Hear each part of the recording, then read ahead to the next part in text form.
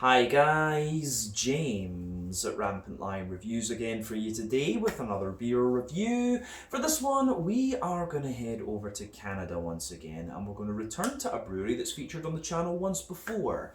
Now, the last review that I did involving this brewery appeared on the channel back in 2022, if memory serves me correctly, and that was a really interesting sour beer. And I think to most Europeans like myself, this brewery is probably best known for their sour beers, but from what I gather, they're a very well established brewery these days in the local area, and they actually do a whole variety of different styles. So I think we need to explore that a little bit more.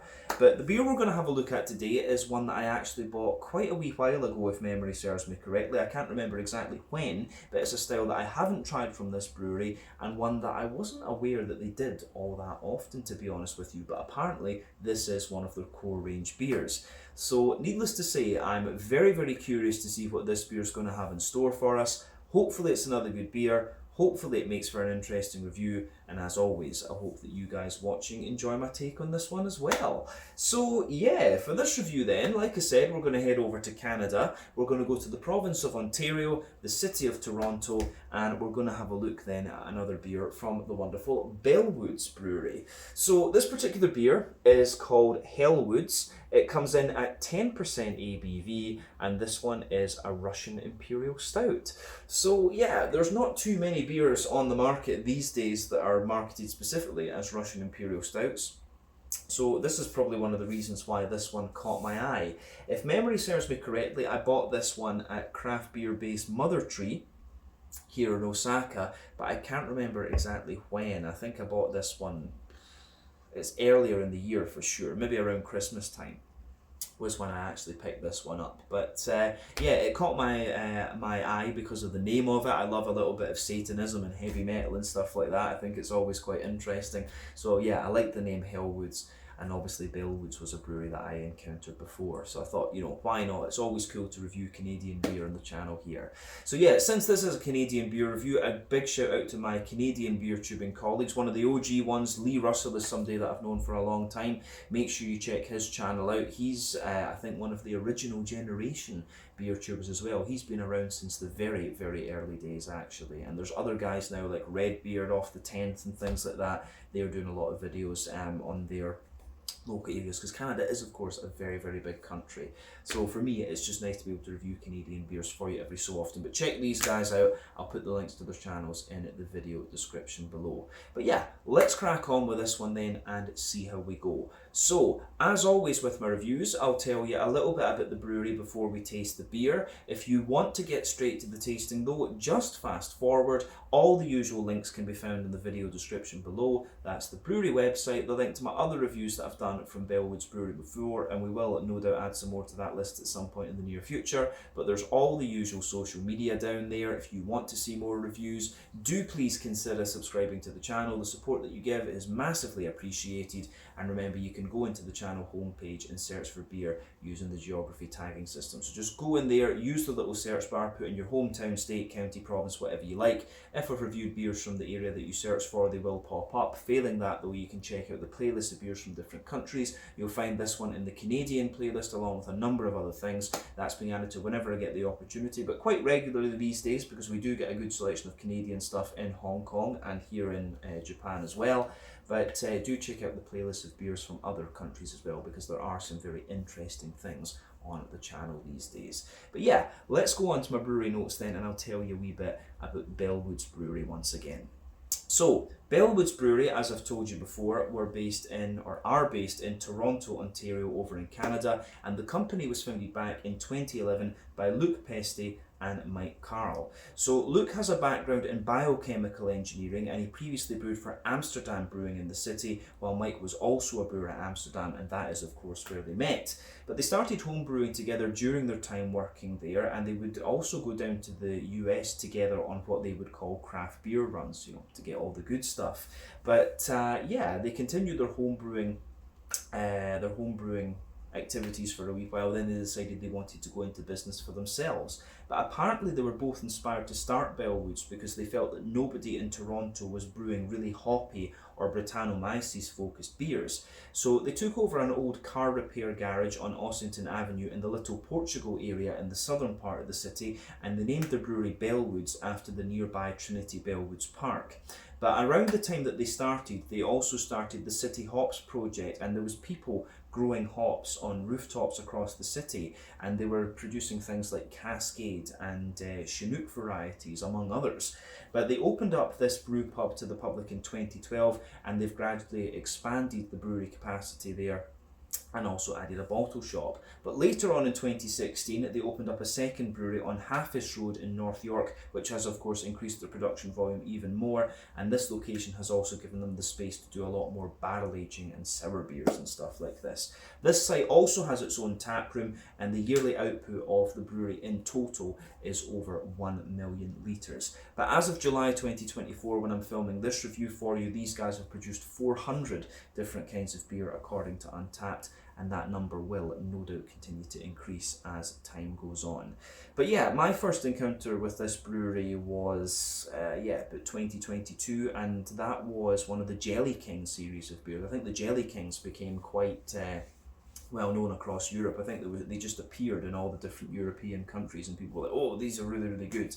So yeah, I think to most Europeans like myself, this brewery was known for its kind of modern sour beers, if you like, rather than the more old school things. And from what I gather, this particular beer is one of their core range and one of the more old school things. I do miss the old school Russian Imperial Stouts actually.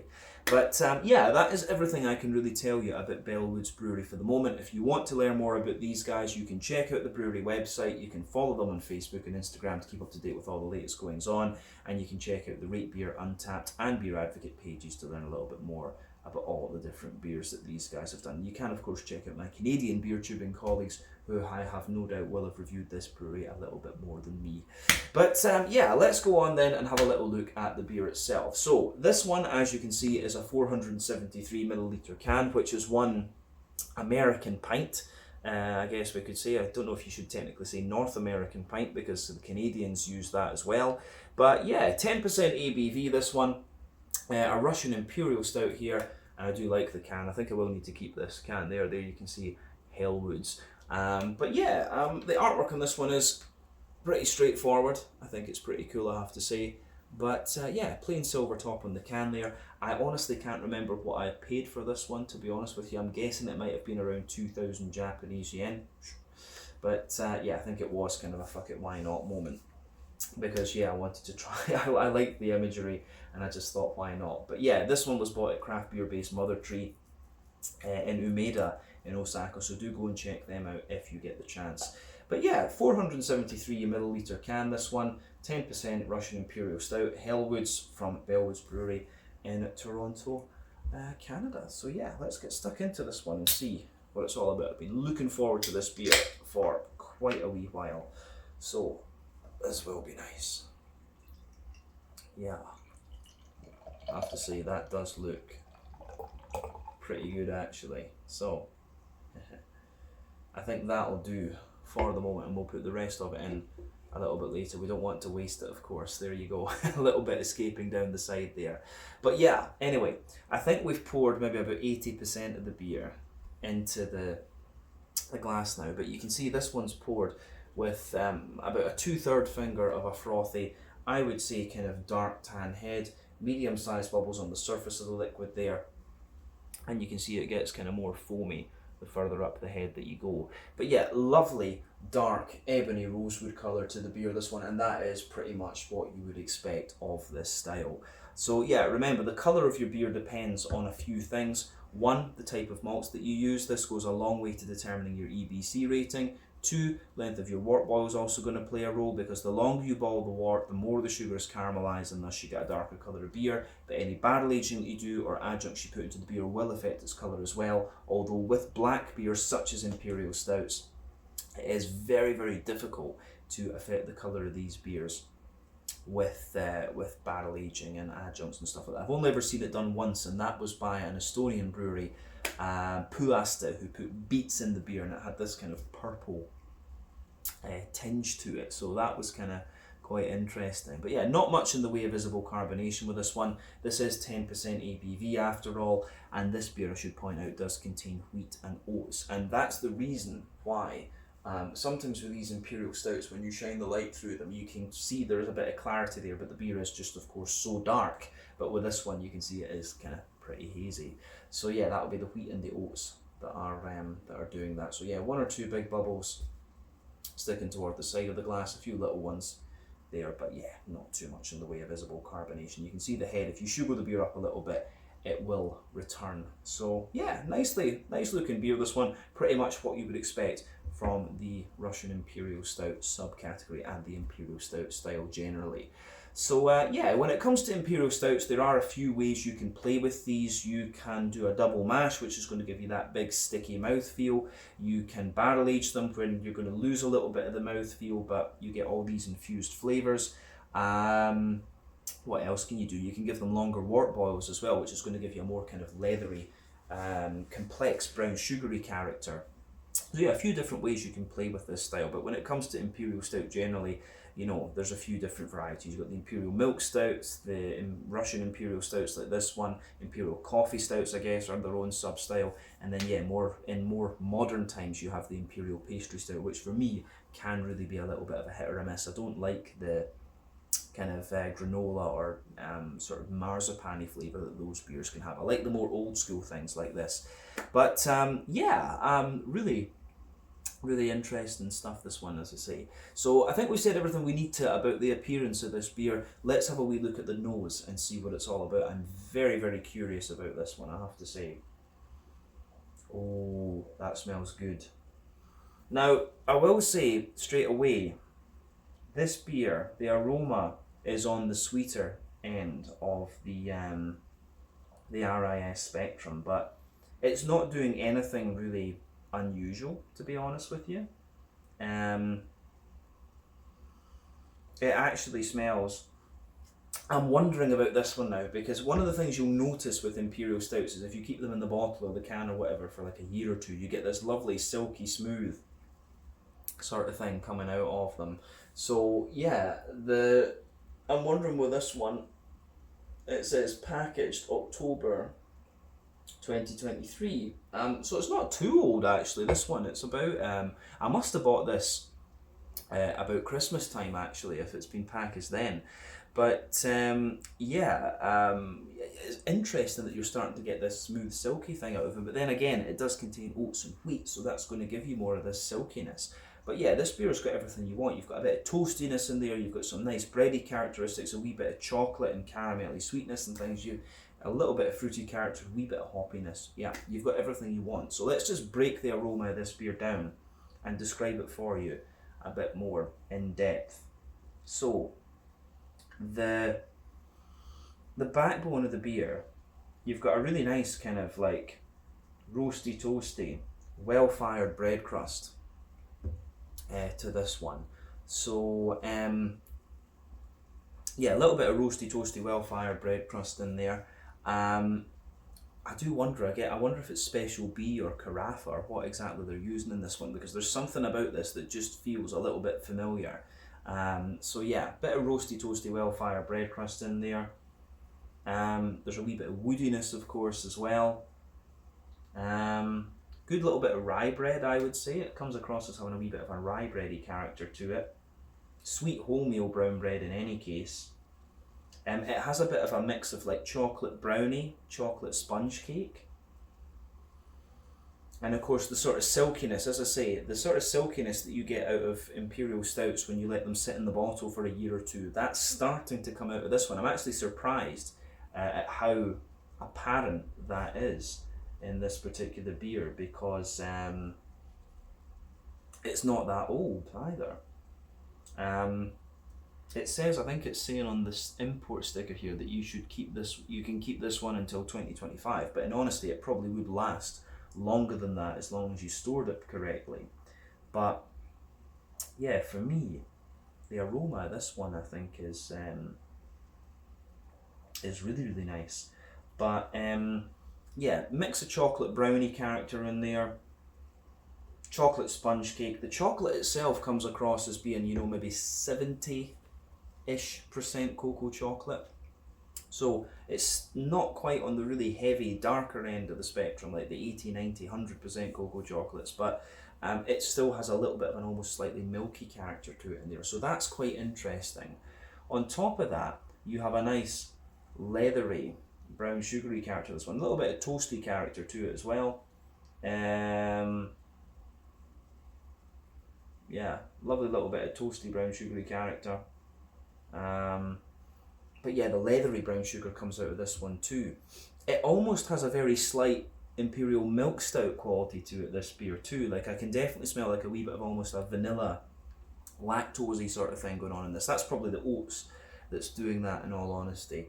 But yeah, it has a wee bit of milk chocolate to it as well, and then that sort of 70% cocoa dark chocolate in there. Leathery brown sugars, a little bit toasty, sweet caramel, a bit of biscuit, and of course there are little elements of nuttiness coming out of this one too. The aroma of this beer really is very, very nice. I like that about this one. Yeah.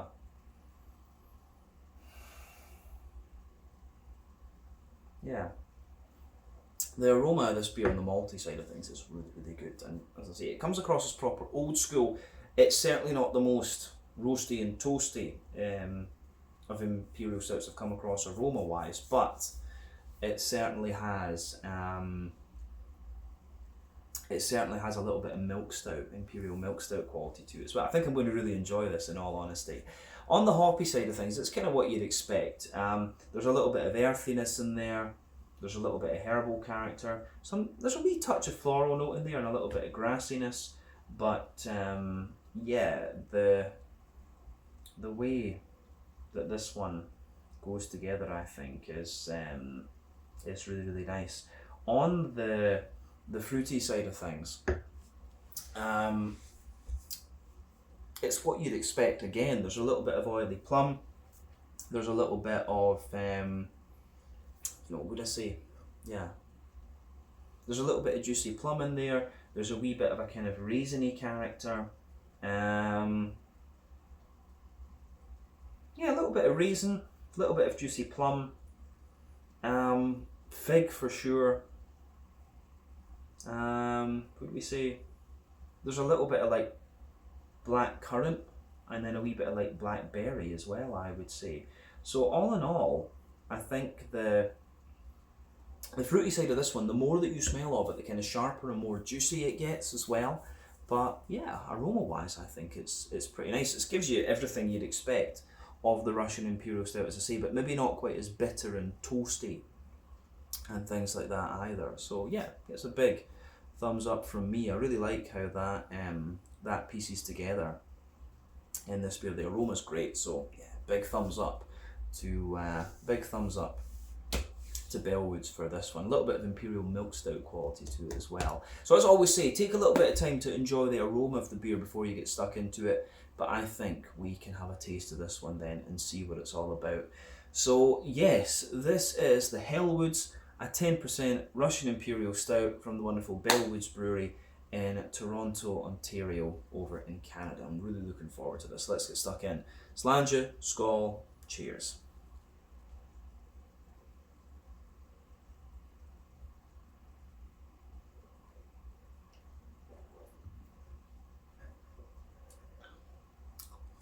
That is good. Yeah, that is very, very nice. Yeah, I mean, just going to get the rest of it out here. This is going to be my sipping beer for the rest of my evening while I watch some films. But yeah, that's a very, very good Russian Imperial Stout.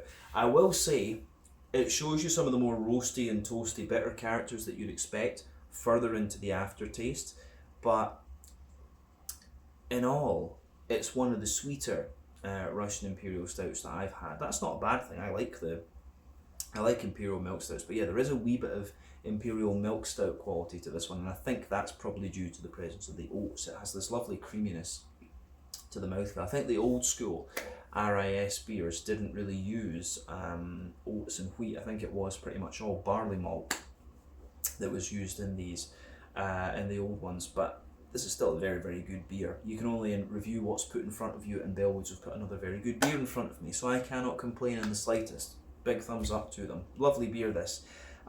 Yeah, so it gives you everything you'd want. You've got the chocolate, the brown sugar, the milk, the sort of, you know, you've got this kind of milk chocolatey character to it as well. It's a great, great beer. Let's just take the flavour, break it down as we always do.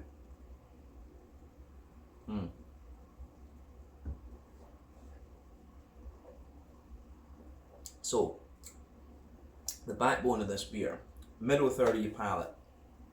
The backbone of the beer, you can feel that nice roasty toasty. You know, you can feel that nice roasty toasty, well fired quality coming out of this one. As you move further forward, on the middle third of your palate, you can feel there is a slight touch of woodiness in there, and the woody character just has it has a little bit of vanilla coming out of it there. So yeah, you've got that little bit of woody character and almost a little bit of vanilla in the base there as well. But then above the toasty, well-fired bread crust, you've got that little bit of, you have that little bit of, I would say, there's a little bit of cracker almost. You do, I often with the bread crust just get a little bit of cracker. But then yeah, you have this kind of rye bready layer, which is quite nice, a slightly drier rye bread. Then above that, you get a wee bit more of a kind of wholemeal brown bready character. So yeah, a little bit of a more wholemeal brown bready character in there, the rye bread, the wholemeal brown bread, and then above that, you start to get, you can feel there's a slightly different character to this one. It's almost like a chocolate sponge cake, almost. So you can feel the chocolate just kind of infused into this more kind of dense and soft layer in there. So yeah.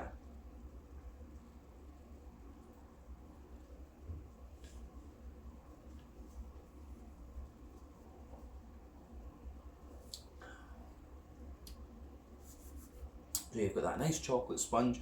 Is there maybe a more chocolate brownie type character to this one? So yeah, above the kind of wholemeal brown bread, you've got this chocolate brownie type layer. So you can feel that sweet chocolate brownie note in there. And then above that, you've got more of like a chocolate sponge cake coming out of the beer. So yeah, and above that, you can feel there is like an almost like chocolate powdery layer. So further back on the palate, you've got a more kind of like 70-80% cocoa chocolate there, and as you move further forward, you can feel that the chocolate sort of sweetens up and it gives you a more kind of 30-40% milk chocolatey character. So yeah, do remember that sweeter flavours come out further forward on your palate, more dry and bitter flavours come out further back. That's very evident in this beer. So yeah, you've got the kind of chocolatey layer in there, and then above that you start to get the brown sugars. So you can feel there's a sort of toasty brown sugary character coming out of this one there. That forms the base. Then you've got a circle in the middle of your palate there, which is like a more leathery brown sugar. So yeah, the leathery brown sugar, usually that's an indicator of a slightly longer wort boil. I don't really feel that that's been the case overly much with this beer. You get a little bit of that leathery brown sugar and the toasty brown sugar underneath. But yeah, it doesn't feel like this beer's been overly long boiled, if that makes sense. In the dead centre of your palate, you do get a little touch of like treacle molasses sort of thing. There's a sweeter caramel underneath it, and then yeah, there's a little element of like a biscuity type quality to the beer as well. But all in all, the brown sugars in this one are nice and leathery and kind of bright. But yeah, the way that this one goes together, I think, is really, really nice actually. It's definitely on the sweeter end of the Russian Imperial Stout subcategory, but I really like it. I have to say that Hellwoods, not Hellwoods, Bellwoods have done a really good job with this Hellwoods beer. I think it's really nice, and for 10% ABV, a bit dangerously easy to drink in all honesty. But yeah, that's the middle third of your palate on this one covered. The only other thing I would maybe add to that is that you do get a slight nuttiness coming out of this beer the further into the aftertaste that you go. So yeah, let's go to the back third of your palate. As I've often said, the back third of your palate will give you very similar flavours to the middle third of your palate, just at different intensities. So let's look at that.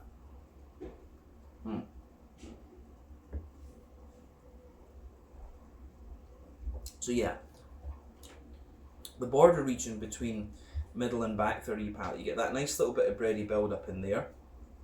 You can feel the rye bread in the base, the wholemeal brown bread in the middle, and then you've got a little bit of that kind of chocolate sponge cakey character above that, wee bit of toastiness there. But yeah, the backbone of the back third of your palate, you can feel that roasty, toasty, well-fired bread crust, the wee bit of cracker above it. Then you've got the rye bready layer in there, which is a wee bit more oily actually, but still a little bit drier, but still lighter and more airy. The wholemeal brown bready layer sits above that, again a little bit lighter, drier and more airy. Then you've got the, not so much the chocolate brownie, more of like a lighter, more airy chocolate sponge character.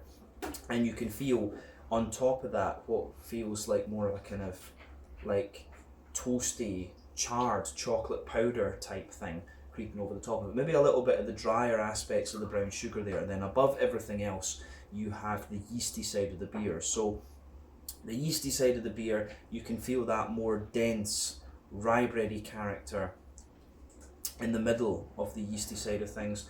Around the edge, you have that more wholemeal brown bready note, and then the very edge of the yeasty side of the beer is a bit more like a toasty bread crust. So definitely, on the back third of your palate, you can feel the flavour is taller. Then as you move further forward into the middle third of your tongue, it just kind of condenses down and squashes together that little bit more. So yeah, that's the malty and yeasty side of the beer covered then. Let's go on to the hoppy side of things. So as we stated on the channel many a time, the Imperial Stout is not the most hop forward style of beer. And you know, if you age these beers more, the hoppy character will gradually drop out and you'll just get like a little smooth, earthy, herbal sort of thing. I've got a feeling that this beer is using maybe Galena, something like that. Could be a bit of Williamette, right enough as well, but it's not the most hop forward of beers as you'd expect. In the back corners of the palate, there's a little bit of earthiness there. As you move further forward, we touch herbal, and as you push toward the kind of front corners of the palate, those two elements do spread forward there. There's just a little element of floral aromaticity, and round the front curve of the tongue, it's a wee bit lighter and more grassy. But yeah, not too much in the way of hoppy character. Let's have a wee look at the front third of your palate then, and the fruity side of things. So yeah, the border region between front third and middle third of your palate, again, you get that little bit of bready character in there, bit of rye bread in the base, the wholemeal brown bread underneath, and a wee bit of the almost cakey character there. But the base of that front third of your palate, toasty well-fired bread crust, wee bit of Jacob's cream cracker, the rye bread, the wholemeal brown bread, and then you also have the then on top of that, you do get just a little bit of the smoother aspects of the kind of chocolate sponge, and then yeah, you get that nice oily bubble where the juicy fruity esters roll their way out of the beer. So let's have a wee look at that fruity side of things.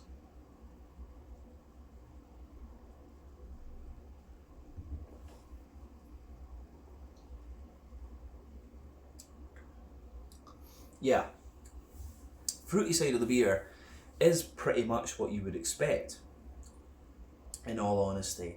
So yeah, at the back of that front third of your palate, you're getting, there's a little touch of raisin when you take the beer in, but there's nice like oily, plummy characters in there. Maybe underneath that you've got a little bit of prune and a little bit of date, but that becomes more evident into the aftertaste.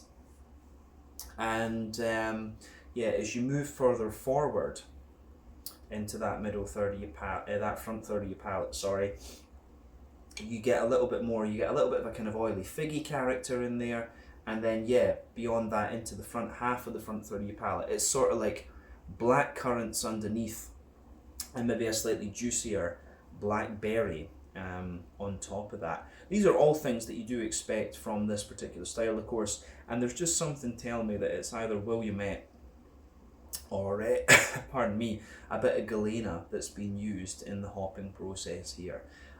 It just feels very, very familiar. This is like a proper old school RIS, this one, but like I say, maybe not quite as bitter. It's not quite as sort of charred and hoppy and bitter into its aftertaste, in all honesty. Like I say, there's a little bit of Imperial Milk Stout vibe about this beer. But still very, very good, and I've certainly enjoyed this one. I'd highly recommend this actually. It's a good kind of midway point between the RIS and the Imperial Milk Stout. We don't get enough Imperial Milk Stouts these days, in my opinion. So I think, yeah, this is a very, very good one from Bellwoods, actually.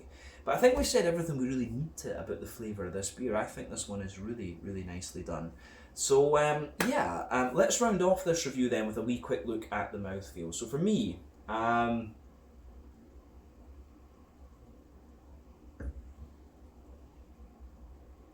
yeah, this beer, I would say, is, yeah, bottom end of full bodied. Carbonation is nice and smooth. It's got an element of like silky, smooth mouthfeel to it, I would say. There's a little bit of that going on, but it does get drier more into the aftertaste. I mean, I would say the bitterness and the toastiness of this beer really builds into the aftertaste. You can certainly see that. You've seen how long it was since I took a sip of this one, in all honesty. But yeah, the charred bitterness and the hoppy bitterness does take a little bit of time to build in this beer for sure.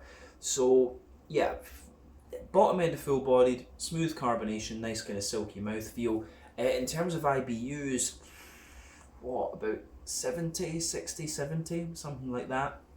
As I say, in the middle of the palate you can feel the sort of charred undertones of the beer. Then you've also got that nice you've also got that nice kind of hoppy character coming out of it. So yeah, the way it goes together, I think, is quite nice in that regard. 60 or 70 IBUs. The malty base, as we said, a little bit of roasty toastiness underneath, a kind of smoothness in the middle, and then a drier sweetness on top from the chocolate and the brown sugar. And then yeah, you've got a little bit of fruity character coming out of this one as well.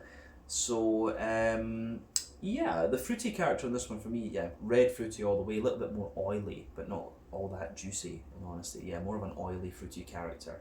But yeah, all in all, beautiful, beautiful beer, this one, and I'm definitely glad that I got to try it. It's quite different from what I expected, to be honest. With it being called Hellwoods, I thought this would be like really kind of punchy, like 80, 90 IBU Russian Imperial Stout. But in honesty, it turned out like a bit more of a kind of borderland beer between Imperial Milk Stout and Russian Imperial Stout. But I like that. I do like that, that side of things.